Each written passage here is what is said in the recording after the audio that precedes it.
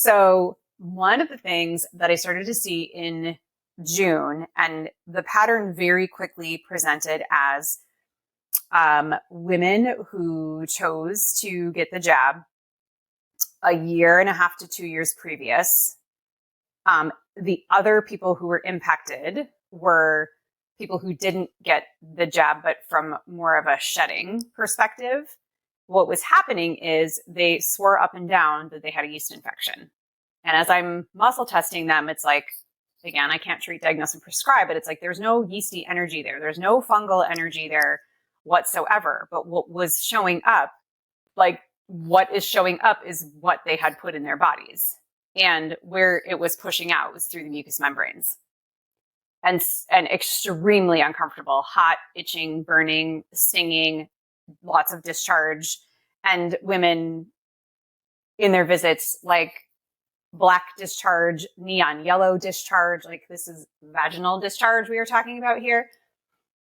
It's horrible. And then to like add insult to injury, when we would start to test said bodily fluids, because also I get a kick out of that, what would show up in the discharge, if you will, were childhood vaccines, most prominently the MMR vaccine.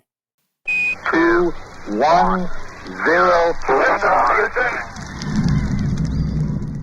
Hi, and welcome to the show. Thank you so much for being here. If you're here right now, that says a lot about you. You're a seeker. You always look for new knowledge. You're thinking outside the box, and you're open-minded. So thank you for being you. And now to our guest I have with me today, Nichole Hirsch Kuechle. She is an educator, mentor, and practitioner with over 20 years of experience in foundational medicine. Nichole is known for her engaging teaching style and ability to break down complex concepts into easy to understand terms. Her compassionate and holistic approach to care has earned a reputation as a trusted and respected practitioner. In this episode, we talked about your body as a whole and how healing the past or doing things like soul retrieval can affect you here now today. We spoke about handling parasites. What did Nichole discover in her lab about COVID, muscle testing and how to do it, frequency therapy, and much more. And now, without further ado, enjoy the show. Hi, Nichole. Welcome to the show. Thank you so much for being here. I'm excited to be here. Thanks for having me. Yeah, today we're going to talk about health and all that. I'm a little bit under the weather. This is why my voice is so deep and beautiful. but it's but it's okay. Our intention here is to get great wisdom from Nichole about how to connect to your inner truth, find ways to help yourself, and really connect to your intuition and your divine guidance. Is that right? That is right. Yes. I know, we were like, this is the awakening. Yeah, amazing. So maybe people can learn a little bit more about you if you share your origin story and how did you open your practice and why? Gosh, that goes way back. So I actually was telling somebody last week, I was like, so I can officially say that I've been muscle testing for more than half of my life, which really says something. I just turned 47 this fall and I learned to muscle test when I was 20. So I didn't use it in any way other than structurally, like to assess, areas of the body as a body worker. And I didn't know, wasn't kind of allowed, like wasn't given permission to think with it in any other way. Right. And ultimately, really how I ended up down this path was my mom. So I'm the oldest of 4 kids. When I was 16, my mom was only 19 years my senior. My mom was diagnosed with cancer and I watched this process. I watched this process that scared me, that I watched this process through the eyes of my baby brother who was 4. How do you explain? I remember checking out books from the hospital library and reading to him about cancer bubbles in the body. So they were like the bad bubbles in the body, and then there were happy bubbles in the body. Like I can remember so much of it, even though my mom was in remission within like 4 to 6 months.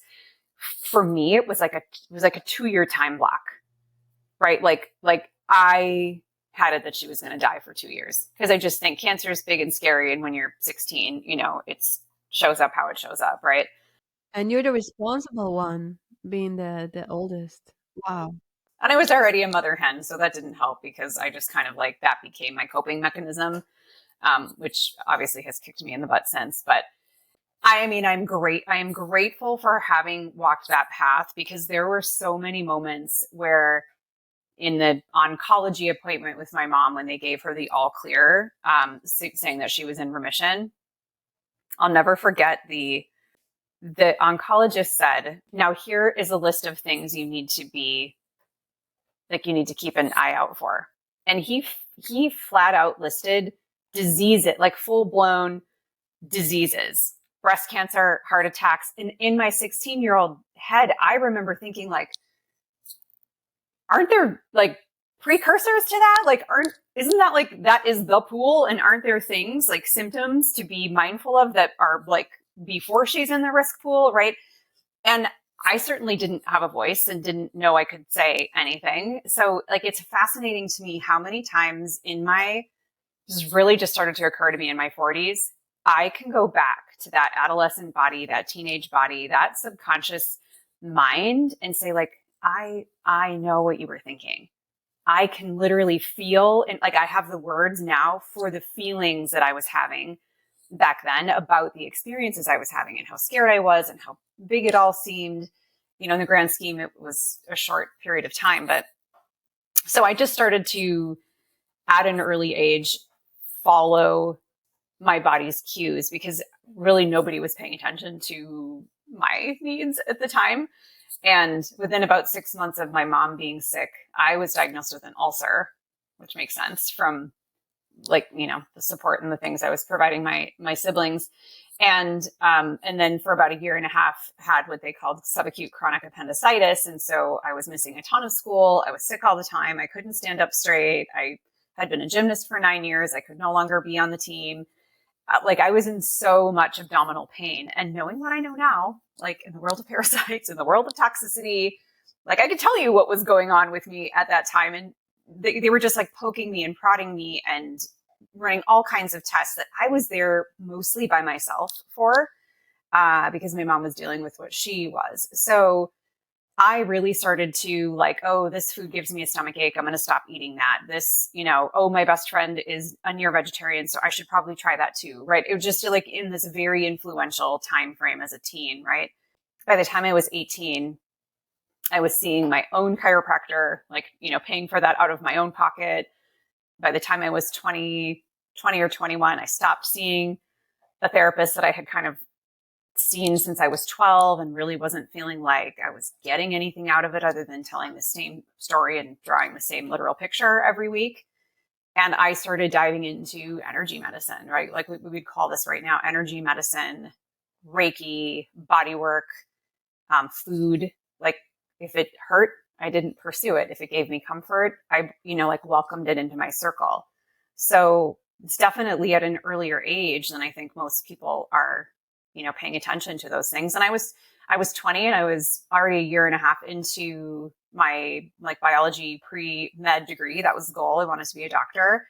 And I was just like, to hell with this. Like, I need a life break, and I drove across the country and moved in with my best friend in Mammoth Lakes, California, and, lived on the mountain for a little while, and just like swept a Florida convenience store for a job. Like, I just needed a brain break. And inside of that brain break, I'm now ready to go back to that educational system. But I had such a yearning for learning, right? I was just like such a lifelong student. And it was actually friends of mine at the time. They were just like, your hands are gold, your hands are magic. Like, you should consider body work. And I was like, okay.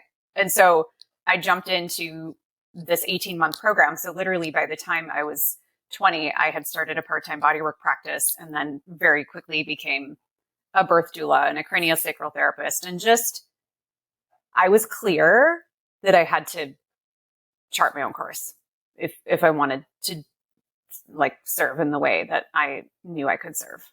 Right. And I love what you said about going back to that younger version of you and giving her a voice and almost comforting her.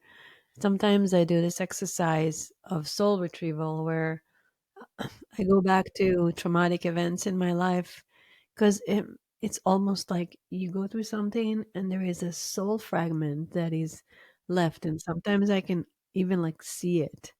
Like I went to a traumatic event and almost like a hologram of me like being in the corner, like holding my knees and crying. And I went back to that soul um fragment and I just hugged her and I told her I love you. You're gonna be fine. Life is beautiful. Almost I started giving her a hug, integrating her into and in this world of quantum where reality is not reality, time is not time, it is possible to go and do those things, even though it looks like something out of the Matrix. I heard somebody say that the Matrix is not a fantasy. It's not fiction. It's a documentary about how this world works. So I love that. Have you ever done soul retrieval? I have, yes. And it's funny because I was listening to a previous podcast and you were speaking to the gal you were interviewing about going back and embracing your younger self, how you can see, you were speaking to like, how are we so little? Like we have these traumas when we're 4, 5, 6 years old. And then here we are like in our late 30s and we're still triggered by these things.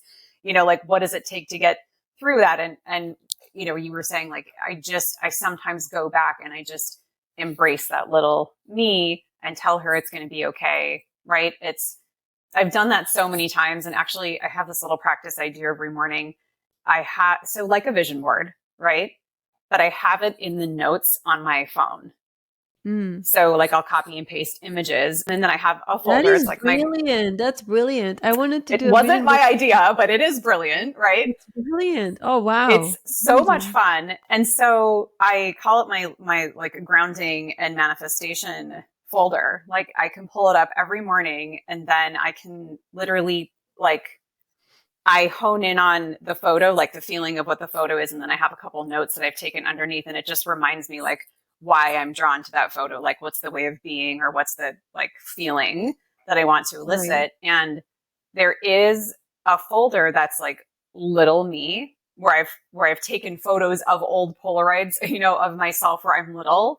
And some of them I just look downright weary, I mean, like Mhm. little tiny me, like 3, 4, 5 years old. You had a lot of responsibility. Yeah, like already kind of weary and tired. And it's kind of fun to just sit in that contemplative and reflective space, like with her, because it's like I kind of get messages from her. And so like big me can have this dialogue with little me and it's like really yummy. It's like super healing and probably a little woohoo for some, but it's, I recommend it, give it a try, but it makes it real, right?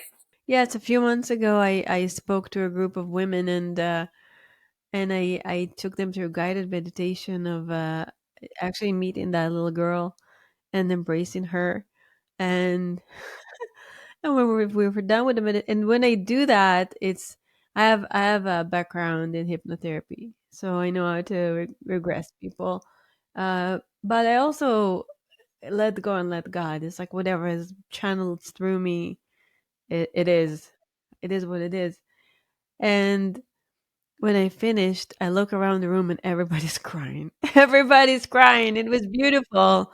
And they had such a great almost like release. And this woman was one of them said, I haven't cried for 20 years and I cried today. Or another woman said, she was there with her mom. She's like, I actually saw myself as a little girl holding my mom's hand. Oh my God, goosebumps! So beautiful. That inner work is so so so important. And what happened in the group is that spontaneously everyone started like posting their younger self, like photos of them from age three, Oh, how 4, 5, the beautiful. whole group. Da-da-da-da-da-da. Next morning, I'm Oh, looking, I'm like, that's so what? This nice. is amazing.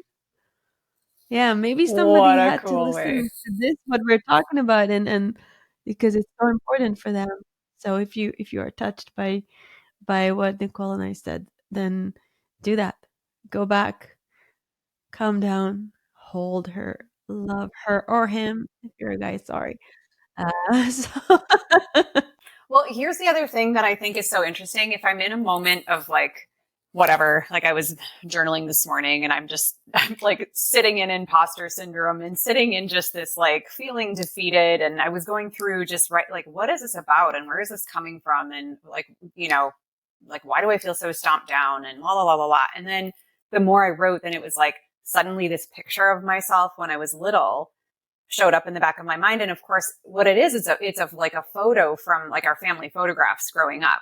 Like I think so many of our memories are actually literal photographs, right? Because we're like, oh, I remember that.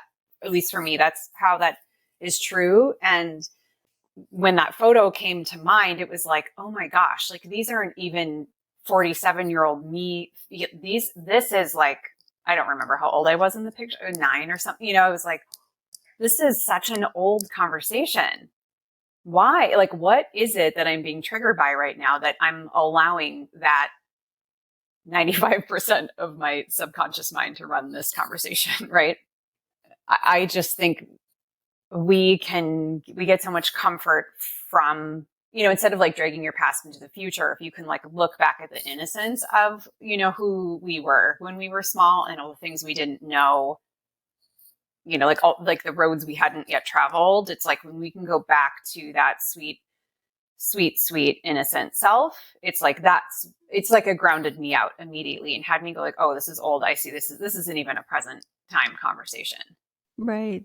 And since time is not linear, what you can also go and visit your future self and ask her for insights and problem solving, because you, I imagine, 30 years in the future will be way smarter than you are today. So will I. So will I believe everyone. Um, so you can get a lot of answers from, I think somebody called it quantum jumping. Ooh, okay. I literally am writing that down. Quantum jumping. That's cool. Yeah, meeting your future self and getting answers. And there are so many other future selves of you. Right? How many evolutions of you? Right. And there are infinite timelines and infinite possibilities of who you can be in the future. And you can just go to that version that be the most appealing and get the answers. Literally writing this down. I love it. We can even like jump to ourselves in the future and ask, how can I heal my younger self? Or how did you do it? Yeah, right. This is so like in what I do every day, which is muscle testing and teach muscle testing. This is exactly the space we get into, which is like there's like literally like no question that cannot be asked. That's not really a problem, but like the problem is you just don't always think of all the questions that you want to ask in the moment, right? You're like, walk away. I'll wake up at 3 in the morning, whatever, and I'm like, I should, interesting. Like I should look at that. I should ask that. I should like go down this rabbit hole with whatever case it is. But I also think that's just kind of that inner speak. That's that like intuitive ping of you had to walk away and you had to like, you know, be in the woods or, you had to go to that quiet space, like that restorative space where your brain calms down and then it's like genius, like little popcorn moments. Yeah, so true. And you talked about vision boards. The other day I went to bed early. I wasn't feeling well. I'm like, I'm having this like sinus thing for a while now. It's like I thought it was over and then it came back. And I think my little one goes to school and brings some more friendly germs or unfriendly germs. If you believe in germ theory, I don't know. Or maybe I'm just I'm empathic and I feel him and it happens in my body. I don't know what it is, but it's here. So I went to bed at 8, and of course I woke up at 3 a.m. because why not? Why can't I sleep from like 8 till even 6:30, like enough hours when I really need it. But it was such a blessing. It was almost like angels were tapping on my shoulders because I started journaling, asking question, and I did something that is called non-dominant handwriting, because when you write with your dominant hand, you are connected to your left brain, which is the logical side, and when you switch and write with your non-dominant hand, you're connecting to a different atmosphere in the brain, the right brain, the right side, the creative side, and you get almost like a channel in our communication, because when you're connected to your creativity, connected to the creator. And I was writing, and one of the things that came up was watch the movie The Secret again. Oh my gosh. Like the oldie but goodie. Oldie and goodie for sure. I think it was 16 years ago that the movie came, or something like that. And I remember uh, Dr. DiMartini, John Assaraf, a lot of those teachers. I was looking at them, and the gap between me and ever meeting them in person was like as if they lived on planet Mars. Pluto. Yeah. Yeah, on Right. Pluto, whatever. Far, far, far, far, far, far away. And Yeah. I did a vision board, and on the vision board I had Dr. Martini and I had John Assaraf, and guess what? They both were on this podcast. So cool. Yeah, and I met John Assaraf a few times, and Dr. DiMartini, like I know him personally. He knows me. He knows my son. Knows my husband. We did some courses with him. It's just really beautiful. So it was very significant to me. And now you're talking about vision boards. You can't make these things up. I mean, there's such an incredible connection. Uh, but I want to talk more about muscle testing. Where did you learn muscle testing? How does it work? And maybe you can teach us a little bit about that. Yeah, sure. Where did I learn it? So I learned it for the first time. Like I said, I was 20, and I learned it in a bodywork course. So it was like this little 4 credit elective thing. And I remember the teacher was from Saskatchewan. Never knew anybody from Saskatchewan before, and he had a great accent. Right? He was this young, handsome guy teaching this anatomy course. Right? And I remember thinking, well, it made perfect sense to me, right? When let's like test, teaching with the arm reflex, so holding out the arm, applying pressure, you either stay locked or you unlock, right? And I was like, oh, that's pretty cool. Well, that makes sense. It's like the doctor taps your knee and your knee, responds like it's a reflex. And so it made perfect sense to me. And so I could use it in body work to determine like what area to focus on first. And that was fun, but it also was very intuitive. So I could just stand at the end of someone's body, kind of holding their ankles in my hands and just get quiet for a minute and also know where to begin working on somebody, right? So it right away showed up for me as like, it's a second language. Like it's confirming what I'm already feeling. It's confirming what I already know. So there was a piece of it there that I was surprised by in terms of that kind of tap into intuition, but honestly, I used it only in that way. And then fast forward to, I was 26, had my first baby. She was very rashy when she was born. And after 6 weeks of doing the things that I knew to do as a 26-year-old who had kind of been in the holistic health world for a little while already, I was out of ideas. And I went to a chiropractor who did muscle testing. And I so it didn't seem new to me, right? It just seemed like the normal thing to do. And of course, he was like, well, she doesn't tolerate gluten well, and she doesn't tolerate dairy well. Now, there's so much more to that story. I know that. But at the time, even that was just like, that blew my mind. I had already been dabbling inside of like 50-50 with both because my body didn't do well with either. So it was like just a complete confirmation, like affirming what I already knew, but I hadn't taken the steps on to go like fully eliminate that, right? So when I did the work and eliminated it, the rash went away. And then on to work in a functional medicine clinic. And, but I didn't really start using muscle testing myself full time until somewhere like 13, 14, 15 years ago. And and the reason I turned to it was I was a birth doula. I was a craniosacral therapist. I was teaching natural childbirth education. I was doing lifestyle education in a functional medicine clinic. I was just like surrounded by people who were like, well, what do you think? And how come? And my gout and and I was just like, what we were taught was sleep, stress, food, exercise, like kind of the top 5. And so those areas were effective, but it was also like the focus was on like, go gluten-free, dairy-free. That was really like the time we were in. And my frustration was that works for most people, but it only takes them so far. And then you're at like the crux because the root cause isn't handled, right? And so I just kept sitting back like, oh my gosh, if I knew just one more thing about you specifically, like about your nervous system specifically, I could take you this much farther on your program, right? Or, in your visits with me. And so I just really started to search.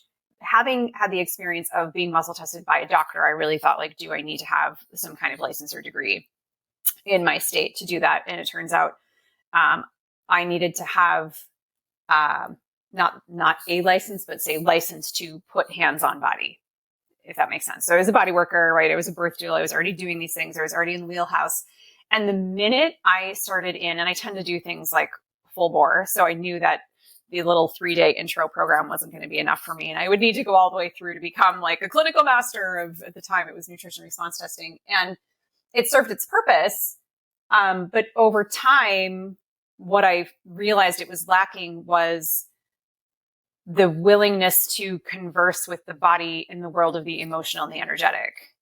And so then I eventually left. I was teaching for them. I eventually stopped teaching for them because I was like, there's no space to step out of the box. And I don't really think I'm supposed to be in this box. That's very admirable to step out of something. It's almost like you're stepping out of probably not a cult, but a group. Every time we are very tribal, we always want to belong somewhere. And yeah, belong community, and stepping out of community and doing your own thing is very admirable. It takes a lot of courage. Scary, definitely scary, but so worth it because the minute I started I said to my staff, like, I'm not going to follow this step-by-step like protocol anymore when I'm testing people. So no more, because my like assistant in the room at the time, like she and I could dance together like really beautifully, Manna and I could just like really, really dance together nicely. And if I skipped a step in the protocol that she had learned, I laugh about this now because she'd be like, hey, you forgot a step. And her saying that would completely throw me. Like I was gone. Like, cause I get into my zone of genius, right? I get into the flow. And then she'd be like, you missed a step, which is lovely. I so appreciate that because that tells me she was like in the study of this is how you do what you do. And yet I was stepping away from the step by step and into like, let me be more intuitively guided. I have enough years. I have enough time under my belt. Like I'll get to where I need to get. I feel like young people in this day and age are literally learning how to be robots. Oh, I tell them about like do what everybody else say, virtue signal, whatever everybody oh my else gosh. is having a virtue signal. Do not think for yourself. Listen to your very robot voice. It works. You can do it. You can pull it off. I'm very good with accents. I can do Indian, I can do Russian. What I found though was what gave me like sovereignty was to lean more into being intuitively guided, like into supporting people in that emotional space. And then it was really funny after a year or two of like, okay, that's the emotional space. These are all the different ways that we can come in and support it with muscle testing. I was suddenly like, there's another piece. Like I can feel it. I can see it. Couldn't figure out what to call it. Like I had to name it. I knew I had to name it because then I could, like see, move, manage. If you can't see it, you can't move it, you can't measure it, you can't manage it, right? And so I was back here like fighting myself. And I was just like, it's like an energy and I just can't. And then I was suddenly like, well, can't we just call it energetic? Like, can I just call it that? And like the minute I did, it was like a whole slew of answers unfolded just because I like named the obvious, you know? And so anyway, it's like cracks cases left and right because it's like right up front. I see all these things because I'm allowed. Like the person who's in front of me is like the energy exchange of like value and time and like the knowledge and wisdom that I get to impart on them, and to have them go like, yes, yeah, yes. How did you know? Like how nobody else was able to connect that. How, like, it's so amazing to be in the presence of that. Do you see areas of the body? Do you have visual? Are you visual, auditory? How do you get the messages beyond? Well, I'm kind of all of the above. I honestly, yeah, I could see things and hear things when I was growing up. And when I started muscle testing, you know, that was hands-on in person. So I would literally have my hands on their body. I would sometimes just be like guided to a place, or I would hear a word and be like, interesting. I don't know why I'm supposed to check your socks, but let's just play. Honestly, I've had like the funniest things happen. Like what? Like what? Like that. Like I remember the day it was like, check her socks. And like for her feet. And it's like, no socks. Okay. Like, and I can't even really remember what the issue was, but it's like, we just couldn't find an opening like to move into the next thing. And I was like, can we check your socks? I'm like, I don't know. Let's just take them off. And the minute we removed the socks, which happened to be like black polyester socks, she was completely like, her energy was completely open. Oh wow.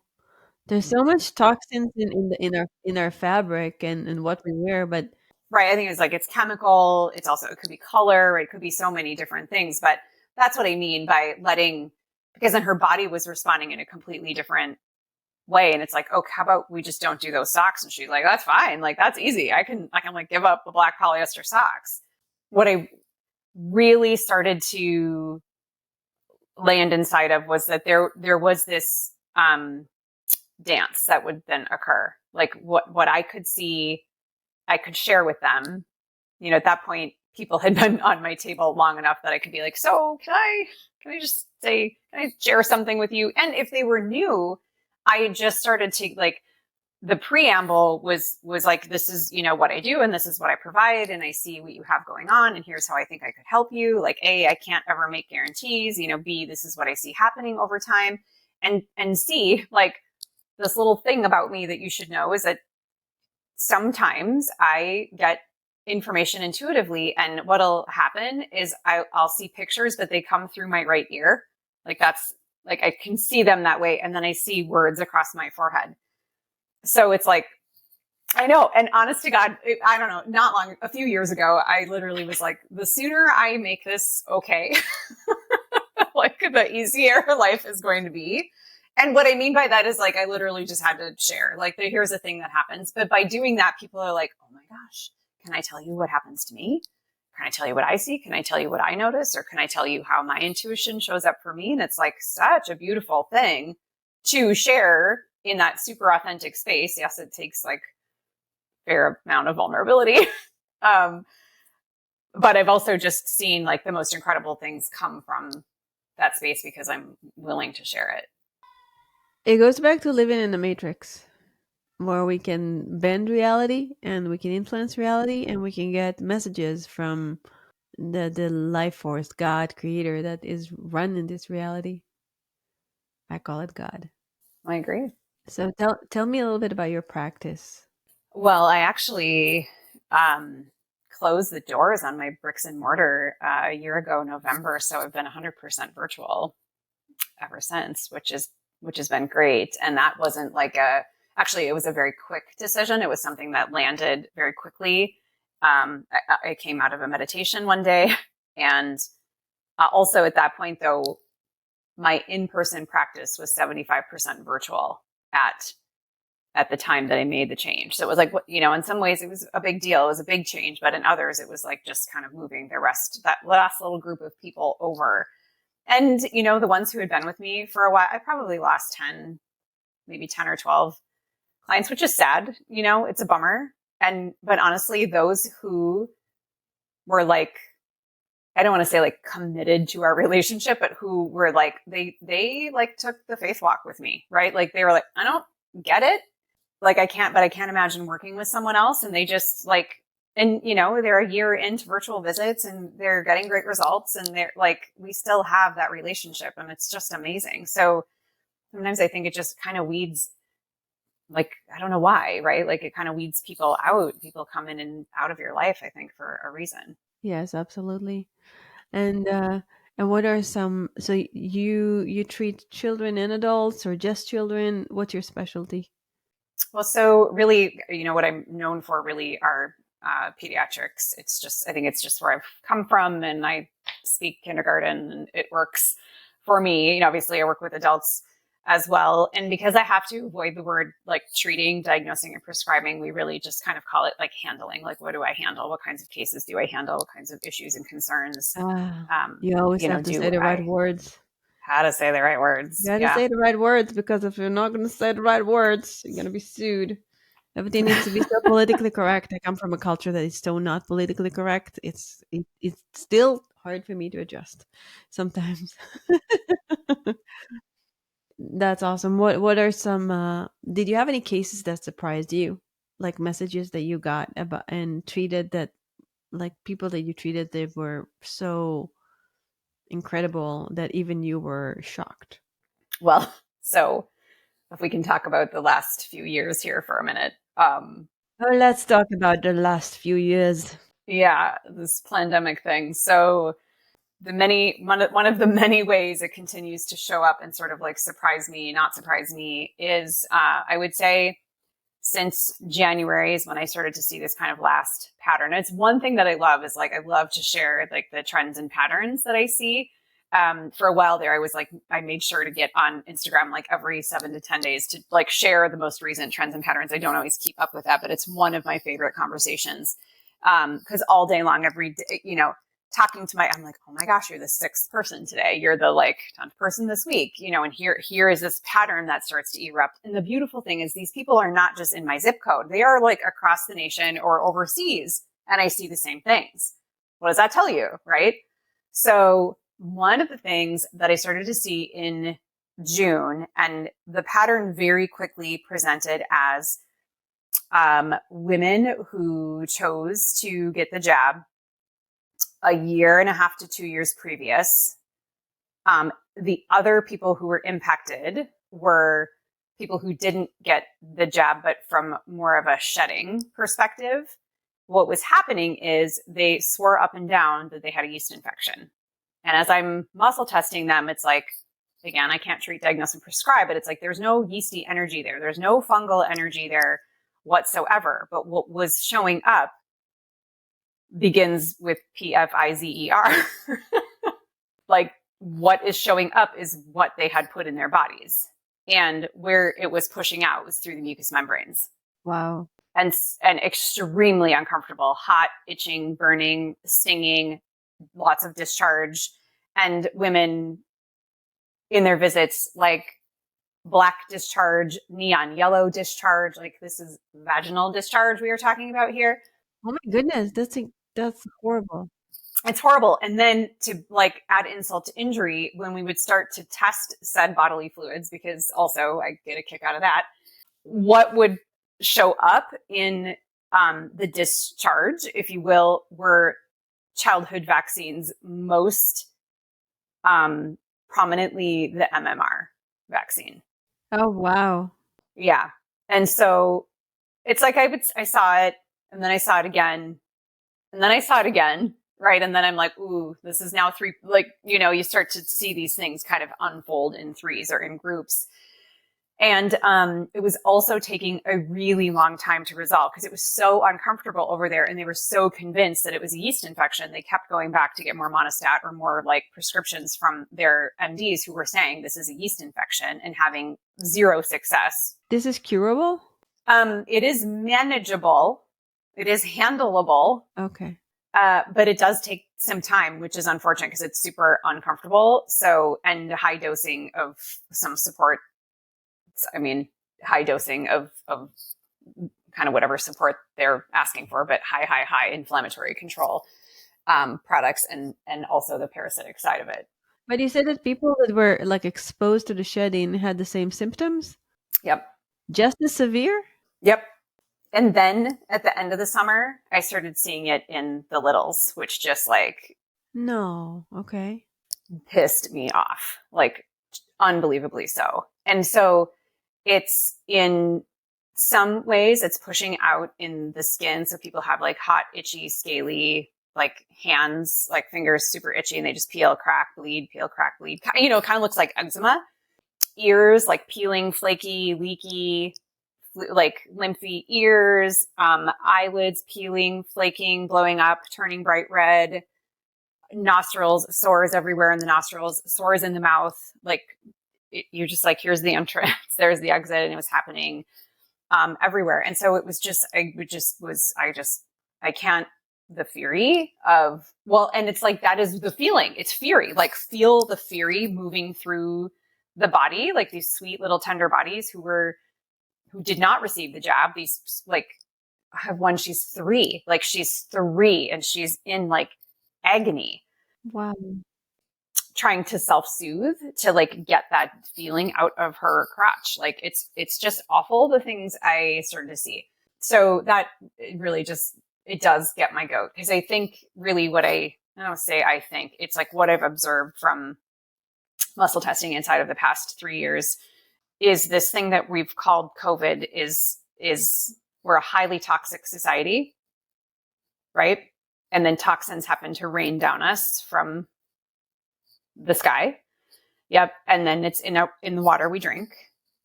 And we all have parasites, right? And so this is very energetically, parasitically charged.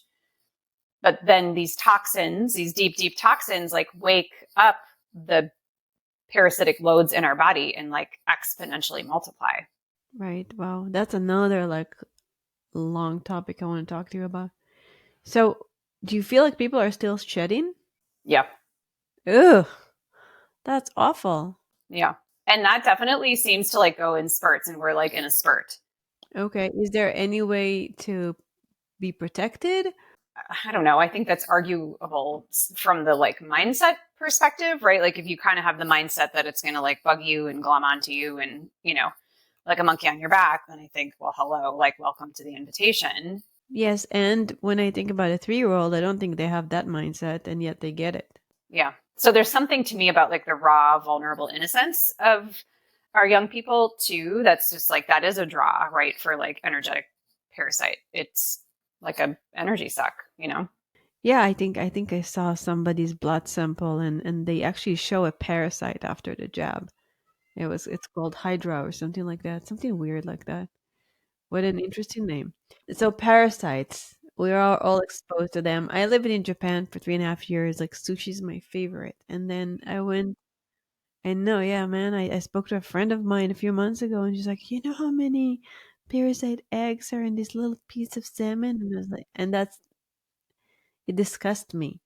And every time I go by the sushi, like even at Whole Foods, I'm like, we love All you so much, but we right. can't have a relationship. I'm going to keep our distance. Yeah.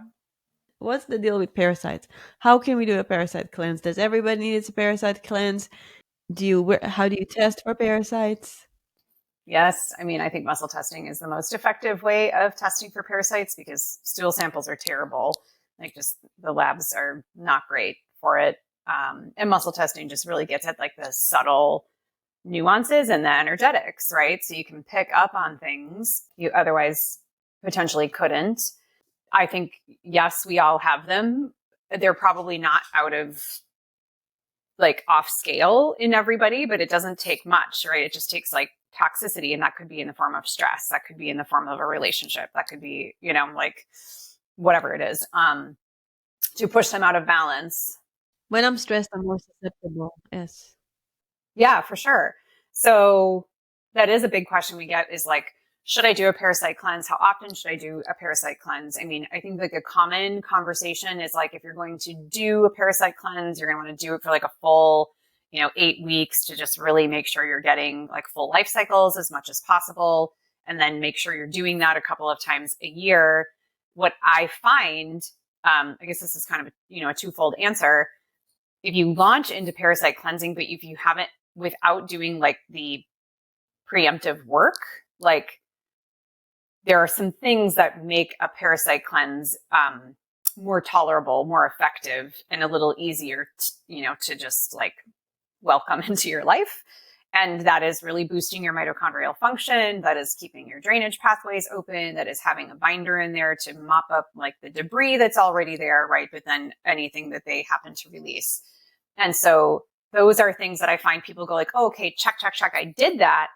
And now I'm going to just go do this, check, check, check, done. Versus like, I really look at, this is all like a cyclical. Do you see what I mean? Like everything happens in cycles. And so when I'm working with someone one-on-one, I'm a little like, oh, okay, so where are we entering? Like, where are we entering into their cycle of like their phases and rhythms of life, and then ride that train with them? Because touching on drainage and touching on stress support and touching on binding and touching on mitochondrial function, like that has to be an ever living conversation. Do you see what I mean? It is like has to move along with someone. If you take your eyes off of that for a second and they lose one of those things, particularly in a more chronic or like degenerative state, you really do lose your footing and you're like backtracking, and that's no fun for anyone. So that work really does need to be done upfront. And the second part to that is the benefit of kind of that supervision or the one-on-one, because in the work that I do with clients, I'm not like, so, hey, we're going to do a parasite cleanse. I know they're there and they're going to show their face at some time. Their little antenna sucking face, like they're going to show up in the muscle testing at some point in time. And even though we know they're like priorities and we know we want to get rid of them first, I'm more interested in like boosting the bandwidth, like creating a really solid baseline with people. So they're strong, right? Because we've got these super tired bodies, and then we're expecting a lot from them in these like functional medicine programs that people are throwing at them. Yeah, and parasite cleanse is no joke. Even like just taking a binder, it's very weakening because it sucks everything out of you. So definitely getting into a very like like a strong baseline in order to take that cleanse. Can you teach us how to do a muscle test? Sure. So there is a hand one, but let's do the small one with the fingers. Yeah. So there are a lot of, I call them just little hand, like self-testing methods. So you can kind of like make little rings, but take your little pincher, detach it and attach so you can pull, right? So this would be a lock. And then just to keep it super simple, fundamental, like this would be considered strong or like a yes, right? Like my nervous system is strong. This would be like weak, right? So you could even like think a negative thought and have that go weak. I mean, that's just something you could play with. I got a yes to that. To what? To I'm cute. Oh, of course you did. So flattering. So try all of the flattering statements. See where that gets you. Another one that's really easy is, again, making that hole, and then we call it a hole in one. So you're looking to break, there's your lock muscle and there's your unlock. And really, when people are like, I can't get it to unlock, it's like they're in an arm wrestling conversation with themselves. It's not about like, try to wear out your fingers. It's like, you got to find that space to where you can really find that ease. And it takes a little bit of practice, but here's what I find. I find that people learn the self-testing methods way faster than they learn the lock and the unlock. And that's after just like years of teaching muscle testing. So we just spent it was a year ago.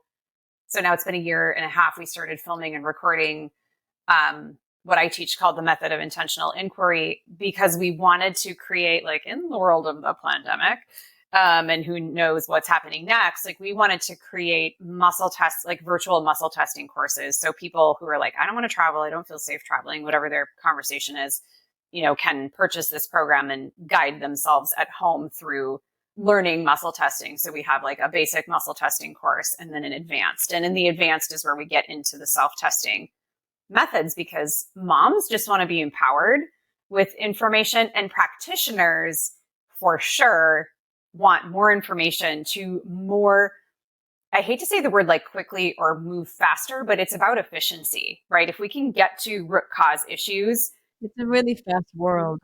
right? Like if we just know them faster than taking 3 months to get there, it's like, even if we can't start working with them for whatever reason, it's like, we know it's there.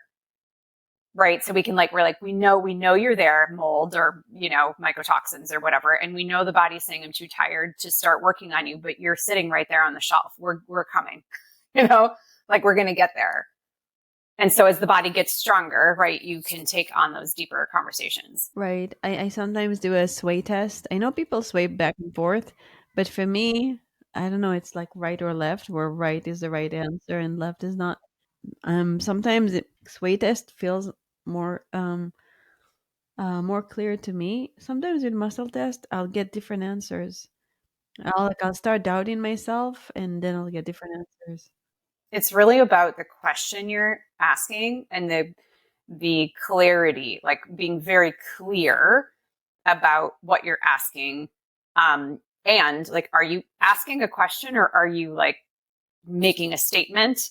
Because a lot of times we're like one step ahead of ourselves. Like if I'm teaching a group of practitioners and they're like, I can't get this, and will you check it for me? It's like, I'm not as interested in doing it for you as I am in watching you do what you're doing, because I'll see the breakdown.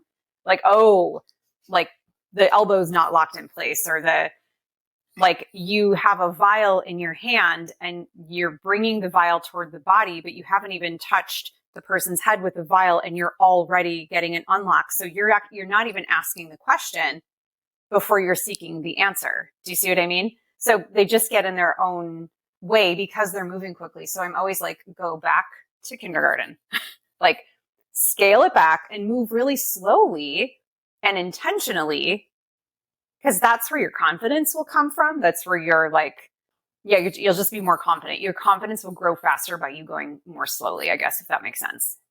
Yes. I want to talk to you about frequency. I see that you're wearing the Healy, which is a frequency device. How do we raise our frequency? Well, we can ground and we can be in nature and we can put the morning sun on our eyes and we can drink spring water and, we can do these things. I love the Healy because I use it in my follow-up visits. So everybody gets like a little burst of frequency therapy inside of their follow-up visit. Like right now I have it on a coherence program, right? Because it's the goal to like have this beautiful coherence, not just with you, but like, where is this rippling out to? What is that intention and who is all in that community, in that space? I should have worn mine. I got the Healy and I probably used it 3 times. It's just awful. Oh my gosh, it's literally my best friend. I live a very exciting life over here. No, it is amazing the way, like the number, there's just a million ways that you can use a Healy. So I love teaching practitioners. I have a practitioner mentorship group and I love teaching them how to use it in their muscle testing practice. And then I love educating the moms, my clients on like go to that first. Cause it's just it's like an easy button for mom. And it just takes like the angst out of everything. Right. And so, like I was saying with mitochondrial function, it's like a 500x mitochondrial function boost. So it takes a lot of supplementation to get there, right? So if we want to do that smoothly and easily and effectively, particularly in a really like electrosensitive case, like someone who's like really sensitive, it will move their program along more quickly, like and gracefully, by providing that frequency therapy. Yeah. What are your 3 top tips to living a stellar life? Ooh. Okay, so my favorite is authenticity. Like, be the authenticity that you wish to receive 100%, which also then leads to vulnerability. And so be willing to be vulnerable. And then it's just like having that awareness, being mindful and having that wherewithal I'm always like trying to ask myself, like, what is the other person's occurring? Whoever I'm talking to, whoever I'm with in the moment, right? Which, it's not like we're reading minds or anything, but it's just like, how is the impact of whatever we're talking about, whatever the circumstance is, how is that occurring to them? Yes, I had to learn that. Yeah. I feel like life helps you. If you Life helps you along. yeah, life helps you along. I mean, as you grow up, you're becoming more caring, or most people do. Amazing, amazing. Where can people find you? Oh my goodness. myhealthybeginning.com. We're on Instagram at myhealthybeginning. You can find my personal Instagram at Nichole Hirsch Kuechle. Somewhere along the way, I have I don't know if I could send you the link. We have so I was probably after I last connected with you, I wrote an at-home healthcare manual. It's like I took my practitioner hat off and I was like, mom to mom, here are, if I can like empower you and like have you fill your at-home toolkit. Yeah, it's like, I actually tell the moms, my clients, I was like, don't keep the link like on your phone, literally print it out and tuck it in your kitchen cabinet. Cause that's where you are when you're running your family's health and having this like palpable, like, what are the go-to homeopathic remedies? What are, so anyway, it's a fun free little tool that we share. Also, like one of my hobbies is sometimes mixing I mixed like a special hair chest rub with some essential oils for David, and I really I'm curious about supplements and homeopathics, and I have a lot of things that I collected throughout the years and really work, but then I forget about them. I know. Like he's sick again, and now I'm like, what am I supposed to do? Let me oh yeah, I remember that. Oh, I know. Where did I put that thing? Did I even label it? Which one is the salve? yeah, yeah, like almost like amnesia. Yeah. So this is amazing. So if you can, Thank you. So much to talk about. Oh my gosh. so you want to send it to our listeners? Yeah, I can send it to you if you want to send it on. Yeah, or if you have it on your website, I can just put a link on the show notes. It's a good question. I think it is. I just have to send you the link. Yeah, perfect. I'll do that. Appreciate you. Cool. Yeah, thanks. Oh, so fun. And yeah, thank you so much for being here and talking to me and talking to us and sharing your beautiful wisdom, and highly appreciate it. Thank you so much, Nichole. Oh gosh. Yeah, you're welcome. Thank you. And thank you, listeners. Remember to be authentic, be willing to be vulnerable, be mindful of the people around you, and have a stellar life. This is Orion. Till next time.